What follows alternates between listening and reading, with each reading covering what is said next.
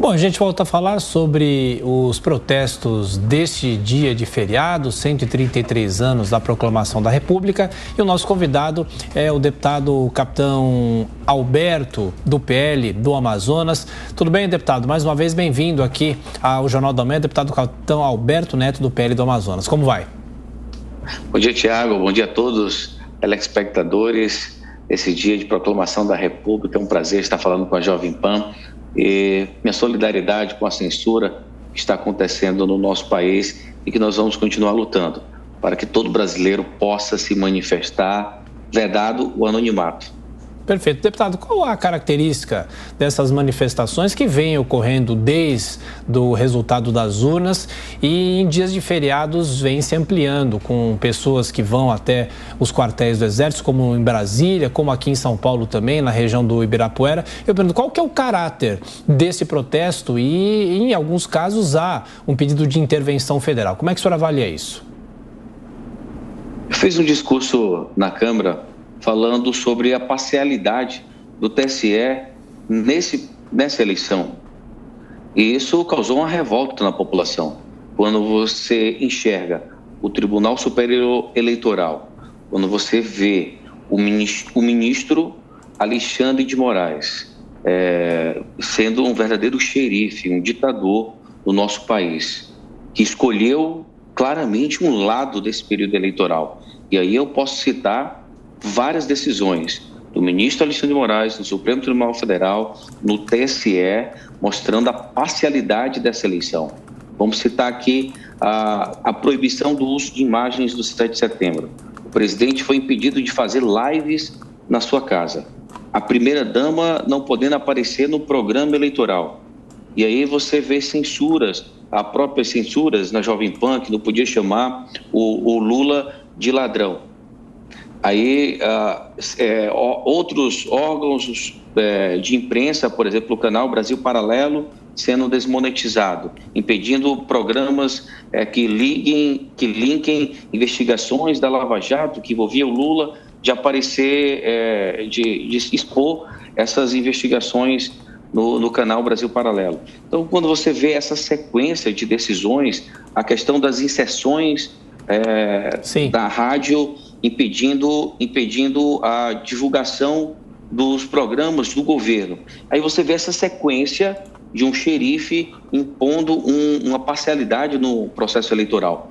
E a população que perdeu, que a diferença foi muito pequena, se sente injustiçada e vai às ruas protestar. E esse protesto é garantido pela Constituição, a manifestação, que não pode manifestação armada, mas a manifestação que permite o direito da população de ir e vir, ela está resguardada pela Constituição e garantida, e nós precisamos garantir sempre essa liberdade do nosso povo. Agora, a pergunta do deputado Paulo Eduardo Martins. Deputado. Deputado, bom dia, é um prazer revê-lo. O senhor estava falando sobre essa situação de censura, suposta parcialidade do TSE, todos esses elementos que estão no debate público hoje, na nossa tensão social. Eu quero compreender, assim, do grupo político que você se relaciona com a Câmara, para além do partido. Porque na Câmara não é só no seu partido que você tem relações, né? Há relações ali interpartidárias, a Câmara é muito plural, uma casa de 503 pessoas, você nem sempre conhece todo mundo e cada deputado, até por temas que trabalha ou não, acaba criando outros grupos. No seu grupo de relacionamento da Câmara, como é que isso tem repercutido? Há uma insatisfação, inclusive com a direção da casa, a respeito de não haver uma reação mais forte no sentido de político, né, em defesa das prerrogativas parlamentares? Paulo Martins, é um prazer estar falando com você aqui na Jovem Pan, meu colega de Câmara. Assim, há uma oposição suprapartidária que vai além da questão bolsonarista. Uma direita muito bem firmada, são deputados coerentes que não aceitam qualquer tipo de censura, que entende que a nossa Constituição ela tem que ser respeitada independente de ideologia política. E temos várias manifestações na Câmara dos Deputados, eu posso citar aqui o deputado Marcel Van Hatten, que é do Partido Novo, nós temos o Kiko Kataguiri, do Partido União Brasil. Então, nós temos diversas manifestações, temos manifestações do PP, eu lembro do deputado Evair de Mello.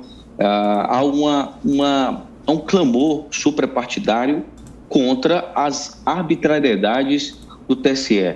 Na verdade, não só, em especial de um ministro, o ministro Alexandre de Moraes, que tem cometido várias afrontas à nossa Constituição. E a população tem cobrado do Congresso Nacional, que, na verdade, hoje o Congresso Nacional tem que ser o verdadeiro defensor da Constituição brasileira. E em especial, dentro do Congresso, o Senado Federal, que tem a responsabilidade de fazer o contrapeso a uma arbitrariedade, a uma ditadura do judiciário, do xerife Alexandre de Moraes. Então, há uma cobrança da população, os deputados têm se posicionado em relação a essa cobrança, e o que nós estamos vendo nas ruas é que essa cobrança vai aumentar e o Senado Federal, em especial, tem que fazer o seu papel. Agora, deputado, nosso tempo está acabando, então peço para que o senhor e os nossos comentaristas sejam breves nas falas, por gentileza. Amanda Klein.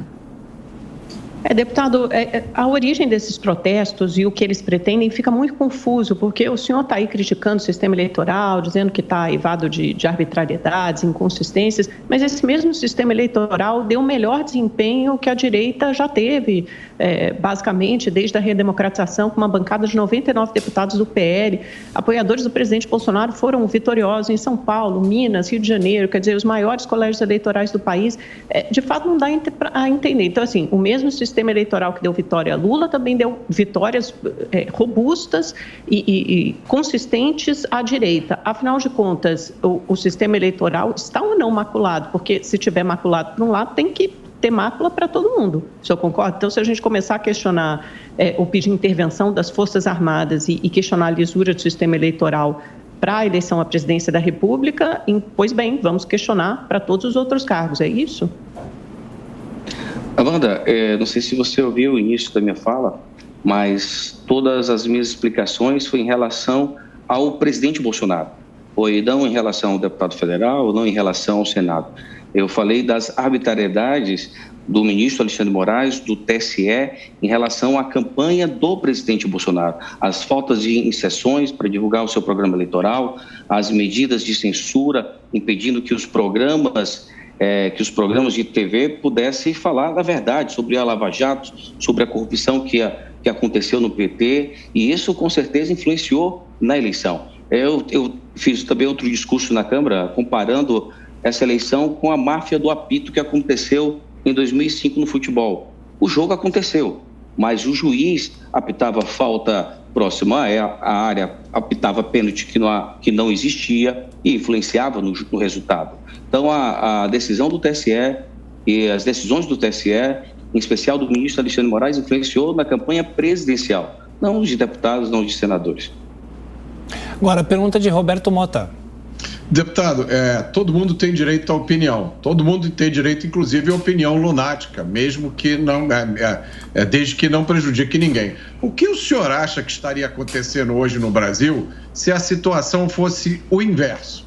Se o presidente Bolsonaro tivesse sido eleito e a esquerda estivesse convicta de que a votação foi irregular, qual seria o cenário do Brasil hoje? Eu não seria muito leviano fazer qualquer tipo de previsão. O meu sentimento, ao ouvir os meus eleitores, ao conversar com a população, é um sentimento de uma revolta, uma falta de transparência, uma arbitrariedade do TSE que vinha acontecendo muito antes da questão até eleitoral. A gente pode até lembrar da prisão de um deputado federal, a censura agora de vários deputados nas redes sociais, essa volta da censura, essa arbitrariedade do sistema judiciário, da politização do judiciário, vendo agora ministros fazendo palestras em Nova York agora, falando sobre democracia, querendo se posicionar politicamente. Quem tem que se posicionar politicamente são os políticos. E o judiciário tem que resguardar e cumprir a lei. Esse é o papel do judiciário do nosso país. E quando essas ordens são investidas, causa todo um transtorno social